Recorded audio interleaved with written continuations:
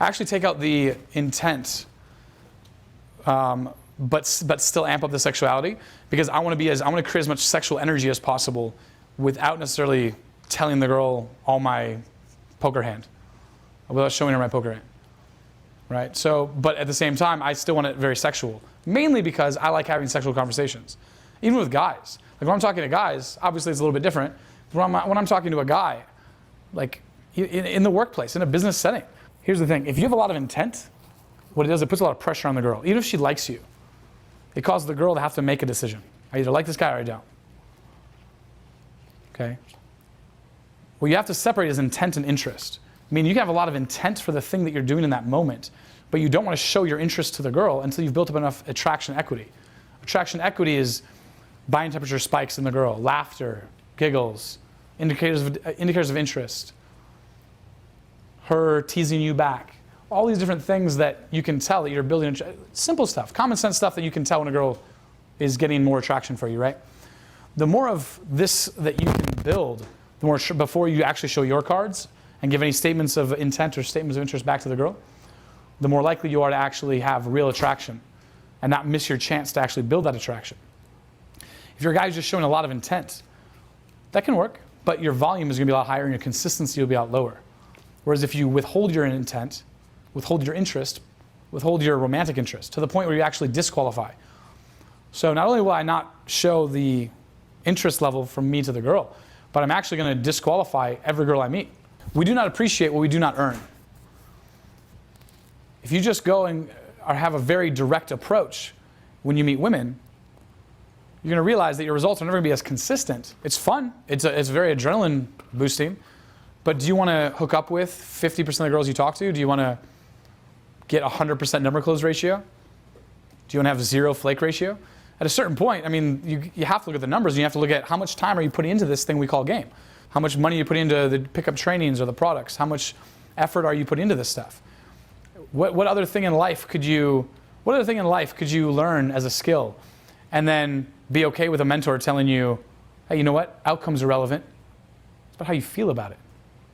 Right? Anything else? Anything else that you were to study, business or some sport? No. What? Like, am I making more baskets or not? That's the point of a shooting coach, right? You have a finance coach, right? Are they helping you or are they not helping you?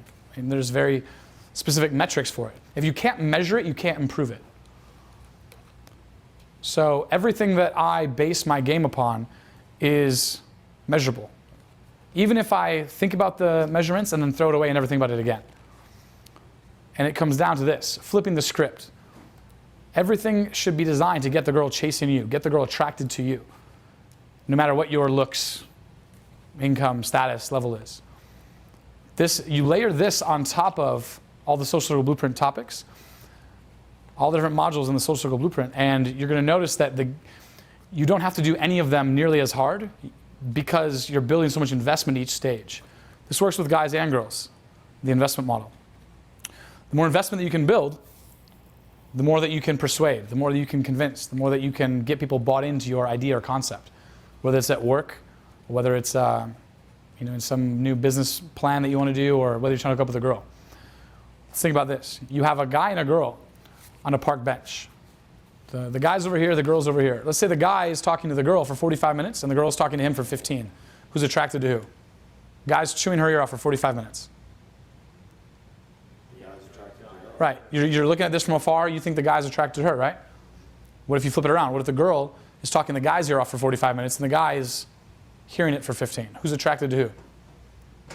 The girl's attracted to the guy. We don't know anything about the situation, but why do we think that? Whoever's investing the most in the conversation.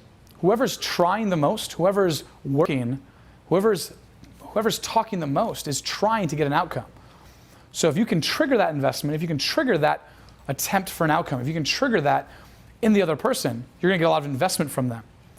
You'll use that investment to then build attraction. You initially want to come into interactions by building comfort right off the bat.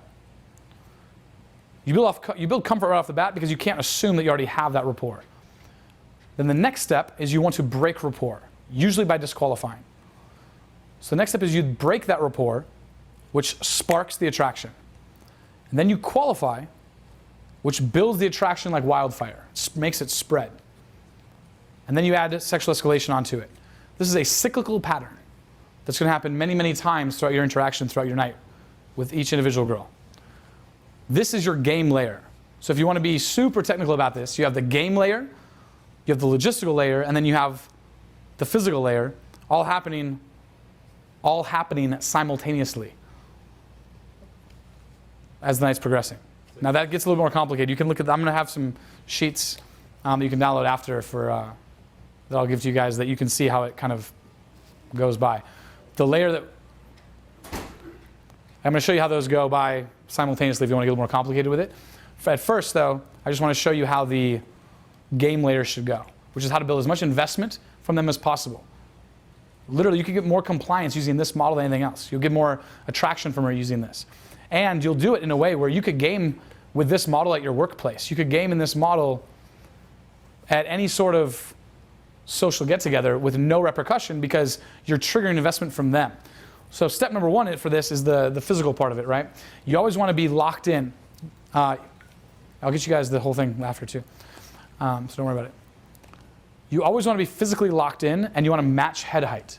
So when you first approach, you want to have your head heights matched, meaning if she's sitting down, you want to grab a chair and sit down. You always want to avoid the 30 minutes of awkwardness and collect the first 3 seconds of awkwardness. Meaning, if you have to move a chair, if you have to create something, some awkward situation, some tense situation, even if it's just for a few seconds to get yourself into a place where you could talk to her now for 30 minutes or longer, you want to do that.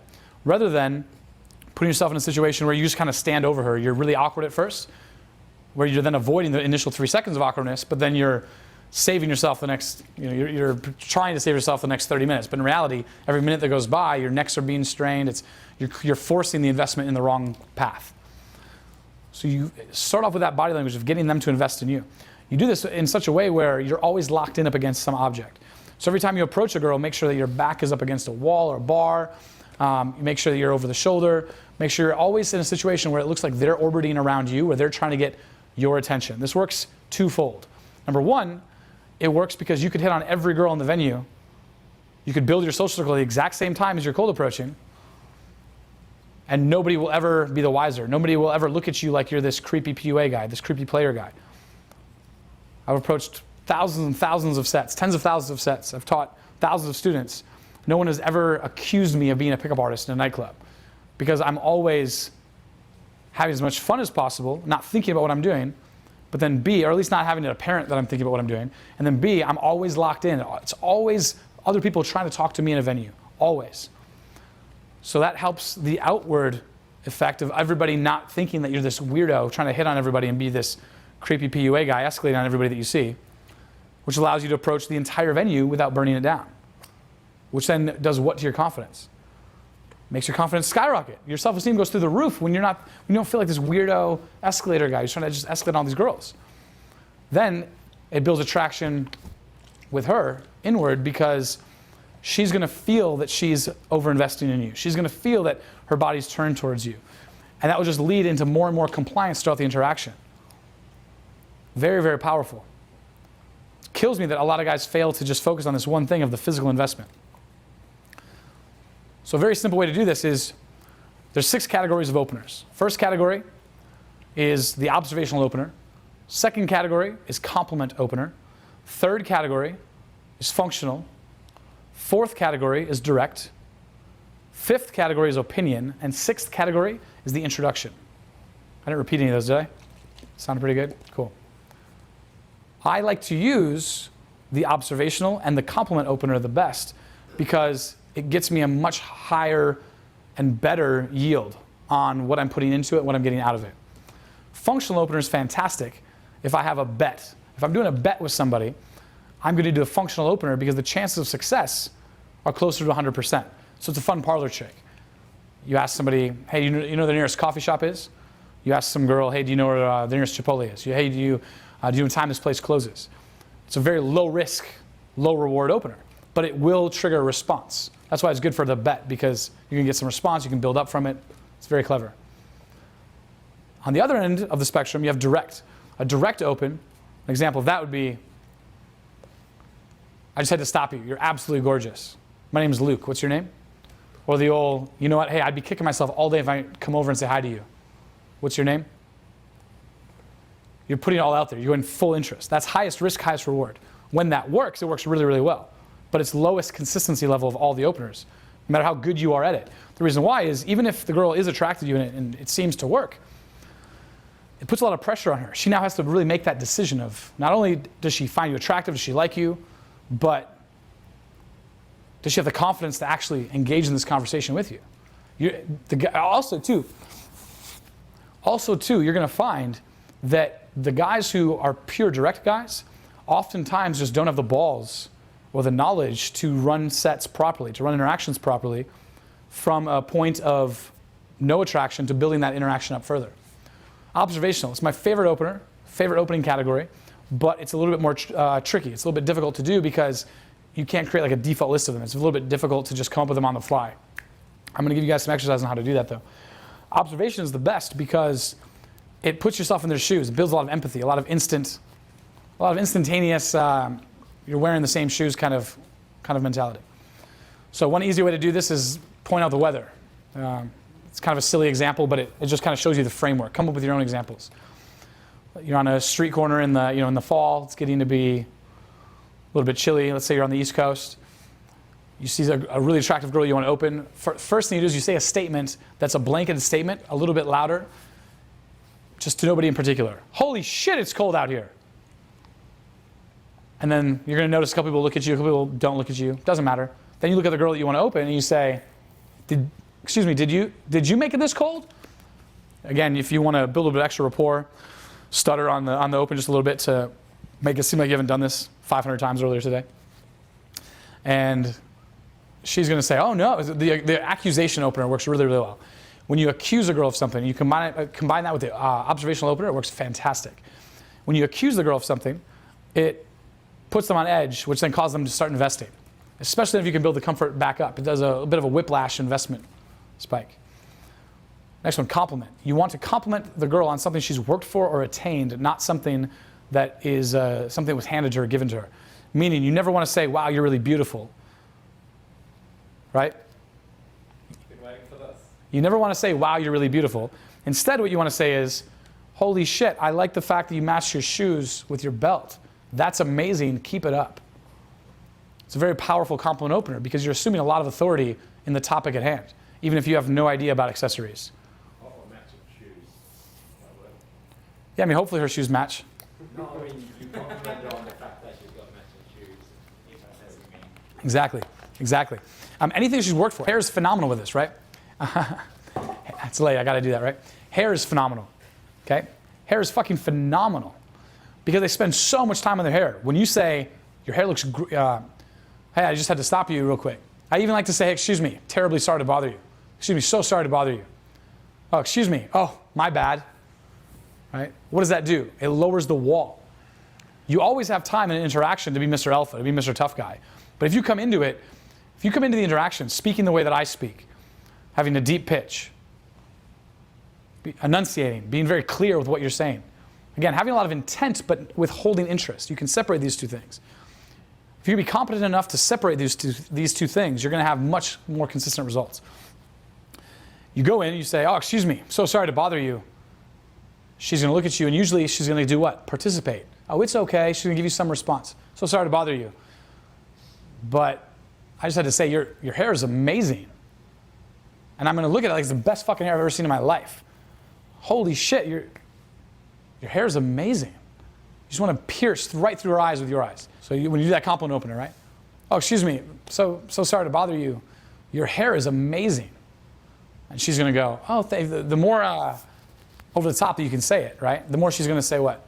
Oh my God, thank you. Or, oh, like, you want to make that compliment crazy, crazy big. Okay? And then you say, have a good day. And then you turn to walk away.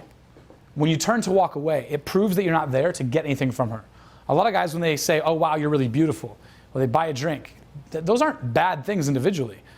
The problem is what the guy's after in return or in response. When you say, wow, you're really beautiful, you're not trying to just genuinely give the girl the compliment. Because when a guy says, wow, you're really beautiful, he steps closer to the girl. When she says, thank you, he then comes up with something else to say. which takes something from her. It's kind of like when you give a girl a kiss. One of the biggest things that changed my entire mindset with game is when a girl told me, she's like, hey, you guys keep talking about getting a kiss or getting a K close or some dorky way that they used to say it. And she's like, you know, it's not about getting a kiss. It's about giving a kiss. Giving a kiss, that's what girls really want to hear and what they want to be treated like. I was like, oh man, that's actually a really good point. Game should not be this thing that you're taking from the other person. It should be this thing that you're purely contributing to them. So when you give the girl the compliment, you should be wrapping up something that she worked for or attained or built herself, her hair, her style, her outfit pattern, whatever it is.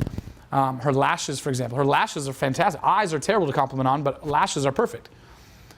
Once you're able to wrap that up and then say, keep it up, that assumes a lot of authority, which then causes them to want to invest further. Then you turn, start walking away. Hey, have a good day. You're literally forcing it that you don't actually care about furthering the interaction. You're forcing it to, you're not forcing it. You're making it very, very clear that you don't want anything from this interaction. You're forcing it to show, you're forcing the situation to show that you don't want anything from her. That you're just giving that compliment, you're starting to leave. When you turn to leave, the reason why you want to leave as authoritatively and strong-willed as possible is because you know the next thing she's going to say. Even the craziest, most negative girl in the world is at least going to say thank you to you giving her the compliment. That's what we're after here. We're after segueing ourselves into the next part of the interaction. That's what's going to give you consistent results. So when you turn to leave and you walk away, she says thank you, you turn and you give a positive frame with an open-ended question. The positive frame is, wow, you're actually really friendly. Notice that when I say actually really friendly, what is that implying? That I'm surprised that she's so friendly. Wow, you're actually really friendly. And then you ask an open-ended question. The positive frame is going to ensure that she answers your open-ended question much more effectively with a lot more investment. Wow, you're actually really friendly. Where are you from? The girl says, Texas, New York, Philly, Baltimore, whatever. You know, when she says, let's say she says New York. You immediately now want to break rapport because you've built up the rapport, right? You've built up that initial comfort, right, at the earlier stage. The whole point of building that is so that you can now use it, so you can break some of that rapport. You don't want to sever the rapport. You don't want to pull the attraction, tension, rubber band so much that it snaps. But you do want to test it a little bit. So first, an easy one to say, that's a good framework, is it true what they say about girls from New York? It's not an amazing one, but it works. The T's that you're using there, right? We're drilling it down from 40,000 foot view, deeper and deeper.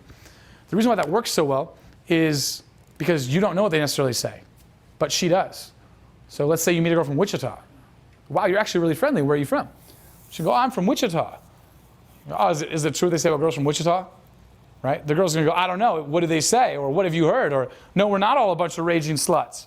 Or yes, we all live on a farm. You know, she's going to kind of fight back with you. You want that dissonance. You want that friction that she fights back with you. Then what ends up happening is that friction is the investment. Oftentimes you're going to notice you're going to get your first flirtatious slap. Right? You're going to get a bit of a push to the shoulder. You're going to say, oh, I can't believe you said that. Or sometimes they'll go, oh, what do they say? And then you're just going to look at it and go, oh, it's true, isn't it? Because you don't actually need to know what they say. The whole point is to trigger that break in rapport to get that spark of attraction. So when she starts questioning me about it or she starts saying, oh, what do they say? I'll go, oh, I knew it was true. I got it. And the girl's going to go, oh, now tell me what they say. Tell me what they say. And if she doesn't know, it doesn't matter. Again, the goal is to kind of just shift things into place so that you have consistent results. Again, even if you want to like all of a sudden go direct and go a bunch of statements of intent right after this, you can do that, but you're always going to have a much better success if you open with a strong grounded opener, turn to leave, she says some response, that sucks you back in because you're flipping the script immediately. You're triggering the investment immediately rather than you giving her the open and then do what most guys do is hop up on that soapbox and watch the girl just wait for you to give her a bunch more lines or even if you were funny, she's going to wait for you to kind of keep being funny. Whereas if you keep doing these takeaways, right? So the first takeaway is that first one. And then when she says, oh, no, we're not all a bunch of whatever, or you give that bit of a tease, right? Another tease is, oh, man, I didn't notice. You have nice hair, but where'd you get those extensions at? Did you get your weave in town, or is it, mail order? Oh, it's not a weave. Well, 90% of girls have extensions, right? So it's a good tease, okay? Another simple one, right? Any tease about her appearance. So categories of breaks in rapport. Disqualification. After you deliver the opener and then you're in the conversation a bit further, you want to disqualify. Disqualifying is way better than showing your intent right off the bat. Because disqualifying, again, whether you're in a work setting or a group setting or you're just trying to approach the girl right off the bat, disqualifying sparks that investment, flips that script, gets her chasing you very, very quickly, very, very aggressively, very tenaciously. So I like girls with round butts, for example, right? So I'll oftentimes hit on a girl who's got an amazing ass, and I'll start talking to her, and I'll get her to laugh a couple times, and I'll tell her, wow, you're amazing. It's too bad. When I say the cliffhangers are an easy way to get participation back in the interaction. God, you're amazing. It's just too bad. The girl's going to say, what's too bad? But it's such an over-the-top compliment. She's excited to be in this conversation. Well, what's too bad? I'm going to go, it's just too bad you don't have a round enough butt. It's too bad your butt isn't big enough. Well, I'm going to only say that to a girl who knows that she's wearing the right type of pants, or she knows that has a really nice butt, right? You want to always disqualify on a topic that is something, or a thing that is something that she already has as a positive trait, because it will get them to fulfill that box even further, go to an even longer extent, further extent for you. So then immediately, almost every single girl will kind of turn her back and go, what do you mean it's not big enough? What do you mean it's not bubble butt enough, right? I'm going to go, no, it's amazing. It's very, very nice. Because the reason I'm saying, no, it's amazing is because she turned around to physically invest in me, right? Different types of investment. There's time, emotion, money, the physical investment. When she turns around, I want to reward that. I'm like, oh, no, it's amazing. Your butt's fantastic. It's great. It's just, I couldn't say anything on it. That's the problem. I need mine to be functional. When I say I need it to be functional, you're taking the beauty out of the situation. You're taking the male to female dynamic out of it, which then causes her to create a male to female dynamic. You don't want to be man to woman. You want to trigger her to try to be man to woman with you. You don't want to DHV your stories to her. You want to trigger it so she's DHVing to you. So how do you trigger her being man to woman to you? Well, you tell her, oh, you're amazing. It's too bad. She says, what's too bad? Oh, your butt. It's just not quite big enough. It's not bootylicious enough. As dorky as that sounds, right? Then what happens is the girl says, oh my God, yeah, it is. I go, oh, it's just not functional. Functional, again, causes her to then be more sexual, because I say, oh, it's not functional. Well, functional is a very almost utilitarian kind of word, right?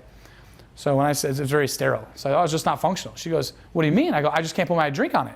So the next bit is this. Again, I don't really care about the drink on her butt. It's all one big bit. The whole point is participation, buy-in. But again, this is after a few sentences of talking to the girl. I just want a lot of physical buy-in from her. I want a lot of verbal buy-in. I want a lot of sexual buy-in without me actually having to show any interest. Notice the name of the game is how high can you get your attraction equity without you having to show up your cards. Right? The more attraction equity you can get by being this sexual, the better off you're going to be. So when I say, oh, it's purely functional, it's not even me. I don't even like love ass that much. And then I'll look over at her friend. I mean, I kind of do, but right to play with it a little bit, right? But I go, it's really just functional. I really just have to know that if I want to walk across this bar, and I am on my phone, I'm checking the scenery out. I want to know, can I have my drink walk with me without me having to do any effort? I mean, you know what I'm saying? And what that does is it's such an elaborate flirtation that it gets the girl to if she doesn't laugh at the first part, she's going to laugh at the second. If she doesn't laugh at the second, she's going to laugh at the third. You're going to hook it very, very easily. Right? It's very consistent. So then what happens is the girl says, oh, yeah, you can set it on my butt. If you draw it out like molasses, you drag out the game the way I'm showing you guys, every time the girls will say, oh, yeah, you can put it on my butt. I go, okay, let me see. So I'll set my drink on her ass. Maybe I'll drink out of it. Maybe she'll start twerking. I go, no. As much as I love your twerking, holy shit, you don't even know what it's doing to me right now. And then I'll throw a couple sexual escalators in, because we now went through the comfort, break rapport, qualify, sexual escalate. Notice we already went through that a couple iterations. Notice we already went through the entire cycle a couple iterations. So when a lot of times a girl will start twerking after you put the drink on her butt, right? And again, this isn't like a routine you guys have to do. This is just an example, an anecdote from my game that you guys can kind of pull from and piece together for your own game. Yeah, I mean, you can take it if you want, but there's plenty of things you guys can do on your own. So when this girl starts twerking, I go, no. As much as I love that twerking, again, I'm about to insert a sexual escalator, right? As much as I love that twerking, I mean, don't get me wrong, it's got me to like 40% right now. When I say it's got me to 40%, I'm talking about the size of my erection. Oh, wait, all right, stop, you got me to 50%. Okay, when you're talking about the size of your erection in terms of a percentage, it's within a few minutes of talking to the girl, it's a massive sexual escalator. It's way better than any sort of handsy thing that you could possibly do. If anything, you want to be physically hands off the girl and verbally very suggestive to get consistent results. If you don't want consistent results, then do the whole handsy escalation thing. That's fine. A lot of guys don't need as consistent results as what I want. They're okay with they're okay with a less aggressive approach, aggressive approach to their results. So you want a less of aggressive approach to results. You don't really care. You don't care about the outcome at all.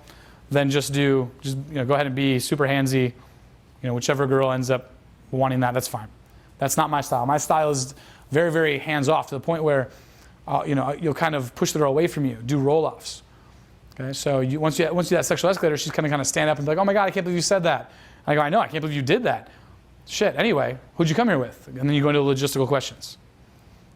Make sense so far? Sweet. Every time that the girl responds to you in a pro-you investment way, you're going to want a reward. Simple rewards are, "Wow, that's so cool. I'm really proud of you. I respect somebody who," and then fill in the blank with the thing that they just said. "Well, I really respect somebody who's able to come out with their coworkers and not, have to keep that work-life balance. That's awesome." And then you follow up with a question. More breaks and rapport. Other breaks and rapport categories. So you have disqualifying. You have teasing, bantering, negging. Teasing and bantering, negging is kind of the typical stuff that everybody does. It's very easy to tease. Neg is like a reverse compliment sandwich. Just point a girl's wrinkles out on her eyes, point out the gaps in her teeth, point out a mole, whether this stuff is there or not. Again, this isn't meant to belittle them. This is meant to spark that initial rapport. It's meant to get them all riled up. Also, another one is calling out different things that they're doing. So let's say you tease the girl and then she smiles in a certain way or she looks away. Call her out for each thing. Like, "Oh no, it's really cute that you get shy and insecure when you're bantered with, when you have jokes made with you," as she's looking away. So that's going to make her even more shy, have more anxiety about what she's doing because you're calling it out. And it's really clever to just kind of call out each thing that she's doing. "No, it's cute that you look away when somebody teases you. That's adorable." Another easy way to do that is always say "that's cute" or "that's adorable" to whatever neg or tease that you said. That way it really solidifies that it's a positive thing. It's not just you talking shit. Verbal and physical games. Verbal games would be any sort of tongue twister that you know. So loads of tongue twisters you can just Google out there. Any sort of tongue twister you just say with the girl. Silly repetitive jokes. The kind of the heinous jokes, the crass jokes, the dead baby jokes, the Helen Keller jokes, the jokes that you'd say with your buddies, right? The locker room jokes or the army jokes, things that you'd normally never say to girls. If you say these jokes to your wingman or to the girl in set, and most people would never actually say these types of things, you'll notice the girl will be starkly offended at first, but then all of a sudden she'll start voicing her own. It's actually a really empowering and interesting thing to do while you're in set with women. Now the opposite. Let's say you try to get the girl to invest and she doesn't. Let's say you ask the girl, "So what's the craziest thing you did this week?"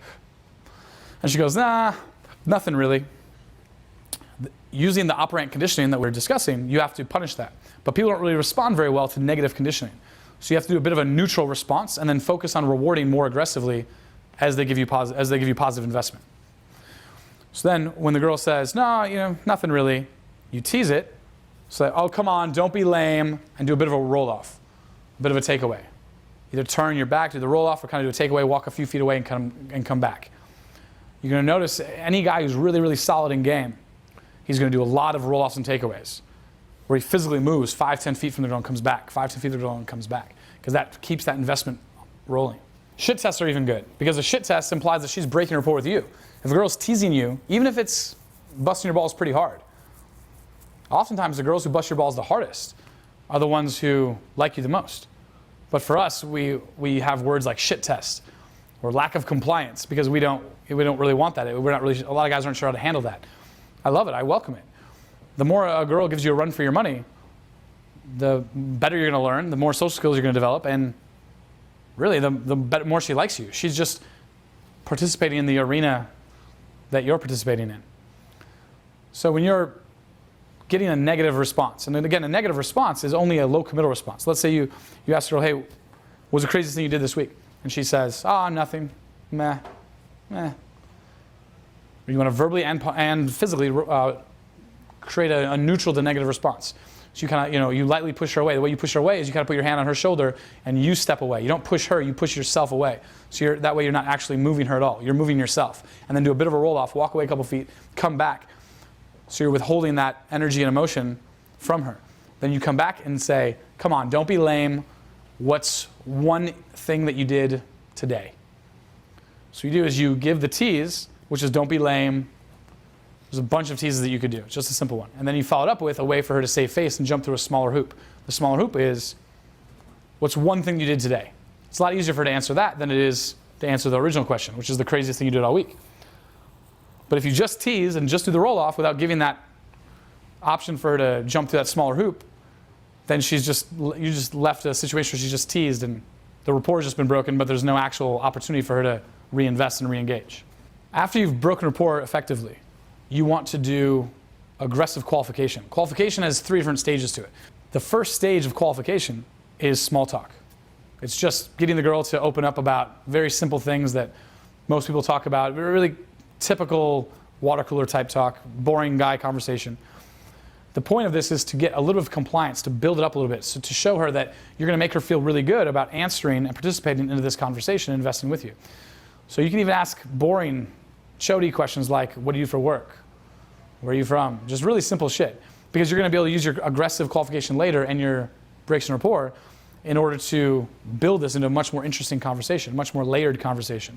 The problem with asking boring questions are most guys who ask boring questions are boring. They just don't know where to take it. They're not creating any sort of fear of missing out. They're not creating any sort of unique situations for her. They're literally just asking the boring questions. So if you ask the boring questions, what happens is it creates a very safe undertone and a good fundamental layer to the conversation, to the interaction, for then you to jump forward in. So the way you jump forward is your whole goal, it's really 80% qualification, 20% breaks and rapport if you were to put it into a ratio. The breaks and rapport are only to spark the investment so you can get to qualification. The goal is for the girl to be talking 80% of the time and you talk 20% of the time. At the beginning of the interaction, it's going to be you talking 80%, her talking 20%, because you're going to have to open, prompt it. The burden of the pickup is on you. So you're going to have to spool it up. But then as the conversation progresses, you're going to notice that she's going to start saying things like, I feel like you know everything about me and I know nothing about you. She's going to start prompting you for information. And the best way to do this is to give as little information about yourself as possible, but still spin it so that she's giving you as much information about herself as possible. You want to get her to tell you her demonstration of higher value stories.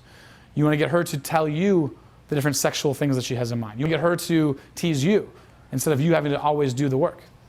You're going to notice that at the end of a good hour, 2 hour interaction, after you've flipped the script so many times, she's going to almost be exhausted of gaming you. She's going to wonder why you're the only guy that's gotten her to tell you these crazy stories that are in level 2 and 3 qualification.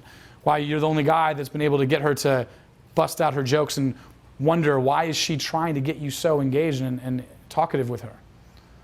It's amazing. You're able to game girls right in front of their friends. You're able to actually build an intuitive level of attraction where it increases your consistency with women rather than a random high volume approach where you're not really sure what's going to happen that relies on eye contact alone.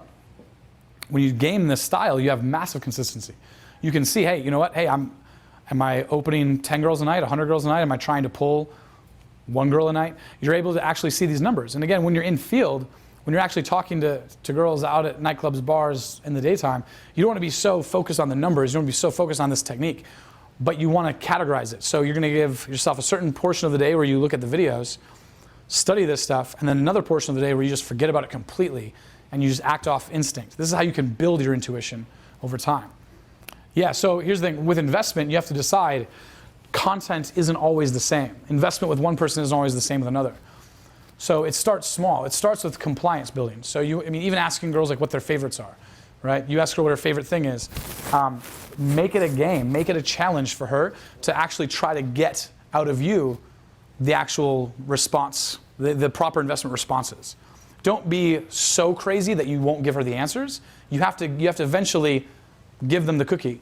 You can't just dangle it forever. But when you ask her, hey, what's your favorite place you ever traveled to? And the girl's like, Mauritius. It's amazing. It's off the coast of Africa. It's this beautiful place. It's cheap. It's amazing. It's so cool. And she goes, what's your favorite place you ever traveled to? You can look at her and just be like, holy shit, that's really, really cool that you have a place that's so unique that you like to travel to. That's amazing. And then she's going to go, well, no, thank you, but where do you like to go? And I go, no, that's really cool that you picked a place that's not just a normal, boring Miami or just a normal place that most girls would say. That's epic. That's really cool. I really respect that about you. And then even before, like lately, right, I'll just almost even bust into some like calorie lines before, because then she'd go, oh no, what's your favorite place? I go, no, you know what? You smart. You loyal. And she's going to kind of giggle and go, I appreciate you. You know, 80% of girls, maybe a little more, are going to get it, and they're going to laugh, and they're off the topic entirely. And then I'm now on to another qualifier. And I do want to get into mid-game is level 2 qualification questions. So that chunk of game in the middle that a lot of guys get bored in, or they get confused, or they get frustrated, that the beginning and the end is exciting. The middle is where the stuff happens. And the stuff is allowing yourself to build such a trust with the girl that a lot of guys, like, they'll try to pull and they'll wonder, why is the girl not pulling? She's laughing, she's attracted. But they didn't build the meat and potatoes of the trust in the middle. And at a certain point, once you're trying to pull, it's too late. You can't go back and build that. So those level 2 qualification questions are questions like, what's more important, to be crazy or to be spontaneous? Another example would be a scale of 1 to 10, how crazy are you? How wild are you on a scale of 1 to 10? What's the wildest vacation that you ever took? It's subtly prompting a bit of sexuality. It's kind of giving her an olive branch to run with it if she wants to. But it's a very, very strong mid-level. The whole point of this is to get her to tell you anecdotes, stories, situations that happened to her. You want to pull out all of her reference experiences. Right? Pickup is a two-way street. Pickup is about getting her to participate, get her head in the game, rather than you just forcing it upon the girl. And you're going to notice your success rate goes through the roof. Your investment will go through the roof. Your compliance will go through the roof. Once you focus on, if you can actually combine this investment style of game with the logistics that we discussed in the other module, you're going to notice that you don't even have to pull girls with a plausible deniability. The investment will be so strong that she'll just ditch her friends at the club. She's so excited. She's so wrapped up in you. You're going to notice that your sales ability goes through the roof. Your networking ability goes through the roof. That people just genuinely are excited to be hanging out with you. We talk about how to actually create fear of missing out and create a unique situation around you where you create stories and cause a fuss around yourself. It's extremely easy to do that if you're able to build investment with everybody that you meet. If you're able to build a strong level of investment with everybody that you meet, the story is there. They're just so excited that they were able to meet somebody that they connected with so well. You have to understand, everyone's favorite topic of conversation is what? Themselves. So let that happen. Just encourage it. Encourage people to talk about themselves. Hey, that's what you want to talk about? You think that me talking about you, with you, for a long period of time makes me a good conversationalist? Then fuck, let's do it. It's crazy. You're going to hear people, the better you employ this, and the less you talk about yourself. Because here's the thing, they just don't give a shit. They just don't care. They just don't care. At best, they'll be mildly impressed with some cool thing you have going on. You'll be lucky if the people that are close to you in your life give a shit a lot about what you have to say. That's for a topic for another day, to actually build the types of quality people you want in your life. But in all reality, even if something's really cool about yourself, they don't give a shit. So the whole idea of this, the entire name of the game of real attraction building, is focused not on self-expression, because that's too you-centric, not on how much value do you possess, but on how much investment can you generate from the other person and the people that are around you in that group setting. When you focus on how much investment you're able to generate, that's what real attraction is. When you focus on investment, you can sexually escalate verbally while still kind of pushing away physically to the point where you have a lot of attraction equity. Once you have that attraction equity, you're going to see way crazier indicators of disinterest, way more statements of intent from the girl, from all of her friends. They're going to be fighting over you. You add the pre-selection into it. You add all the lifestyle stuff that increases your status. You don't have to say very many words. You see some of my infields of me demonstrating this. There's some where I say like 10 sentences before the pull, because I put all these things in place, and I'm not even doing them to expert level. I'm just kind of know the framework, and I'm haphazardly going through my own framework just to show that it's duplicatable to you guys. It's very simple without you having to wait a year down your journey. Just start doing investment-based game, sort out the logistics, create amazing epic opportunities with everybody that you meet, and you're going to find that you're able to achieve the success you're after.